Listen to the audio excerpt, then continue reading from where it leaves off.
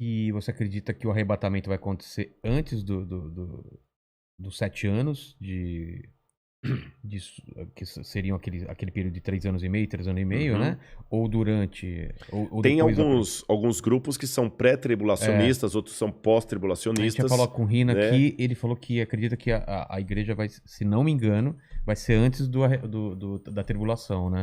Eu acredito que a igreja passará pela grande tribulação, Vivenciando? vivenciando. Eu acredito que Ah, sim. é? Por várias razões. A primeira delas, você sabe que toda a doutrina de arrebatamento da igreja, dispensacionalismo, Arrebatamento, pro pessoal que não tá acostumado, como você explicaria? tá, eu vou resumir o que é o arrebatamento. Tá. Vocês já ouviram falar, pessoal, aqui num filme chamado Deixados para Trás, de Tim LaHaye? Eu vi, mas eu não Left sei. Behind, né? Talvez o pessoal... Ainda vão criar uma tecnologia que a gente fala assim, eu ouvi, a gente vai ouvir, né? Já ouvi aqui. O pessoal... Esse filme mostra mais ou menos essa ideia. A ideia do arrebatamento é que o anticristo será um líder mundial, carismático, e quando ele começar a dominar a Terra, um pouco antes dele exercer sua hegemonia, a igreja vai começar a desaparecer. As pessoas sumindo. O avião vai ficar desgovernado, vai cair. Aqui, o mandíbula tal, desapareceu lá. samba, então vai ficar só a roupa lá e tudo e tal. Aqueles que estudam a profecia vão entender que ali foi a igreja que foi arrebatada. E quem ficar para trás é que não estava suficientemente espiritual para ser levantado. Aí vão começar 7 anos de sofrimento na terra em que o anticristo vai dominar. E ele vai perseguir aqueles que não estavam tão bem preparados. Muitos judeus nessa época vão se converter. E depois desses 7 anos é que Cristo vem com poder e grande glória com aqueles que foram arrebatados para estabelecer o reino dele de 1000 anos. O milênio. Mas a igreja mesmo não estará nessa tribulação de 7 anos, será tirada antes. Isso é o que diz a doutrina chamada doutrina do arrebatamento secreto ou dispensacionalismo. Eu, Rodrigo, particularmente, eu não sou adepto a essa visão de fim de mundo. Por quais razões? Vou tentar resumir aqui para não ser muito prolixo, que o nosso horário até já está bem avançado. E daqui a pouco eu tenho que pegar a estrada para ir... Caramba! Mas nós já vamos terminando aqui. Essa doutrina do dispensacionalismo, ela só passou a existir, sabe por quê? Houve um padre que ele, dominicano, Francisco Rivera. Esse padre Francisco Rivera, ele via que os protestantes entendiam que o anticristo era o domínio católico sobre a cristandade.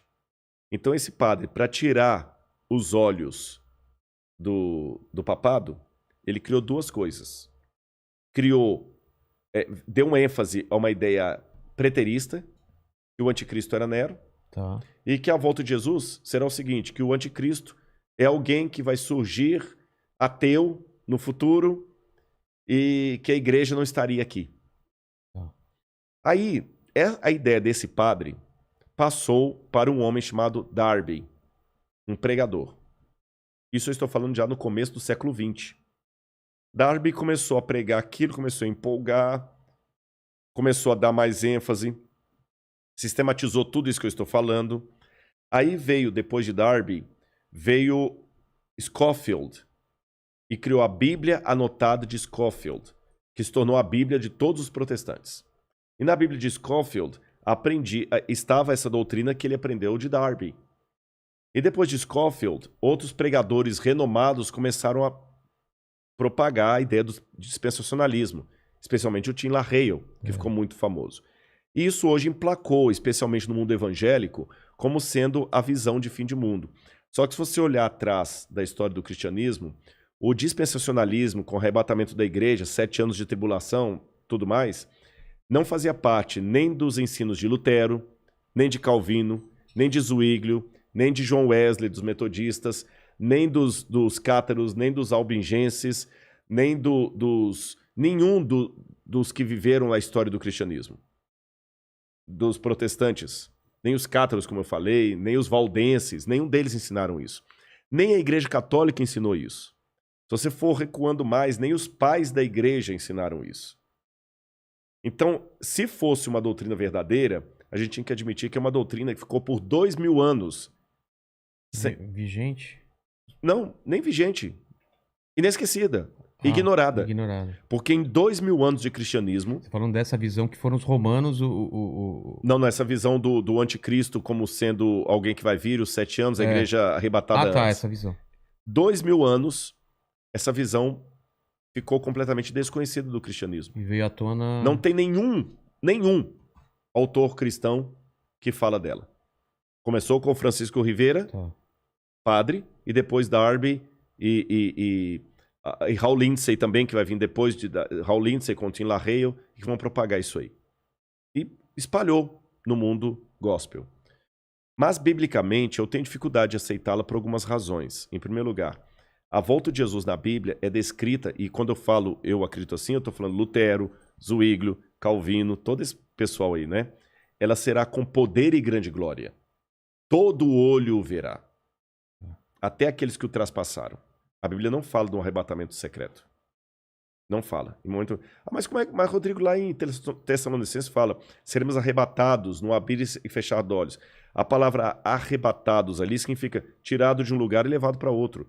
Não fala em arrebatamento secreto. Okay. Jesus fala, porque assim como o relâmpago que sai do Oriente e se mostra até no Ocidente, assim há de ser a vinda do Filho do Homem. Então não é uma coisa secreta.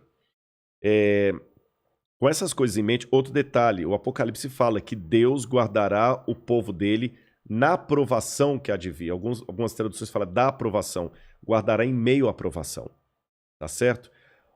A Arca de Noé, que é tomada por modelo de muitos, até em Jesus também, que fala, assim como foi nos dias do dilúvio, será na vinda do Filho do Homem, a família de Noé que foi salva, ela foi protegida do dilúvio, mas não retirada do dilúvio.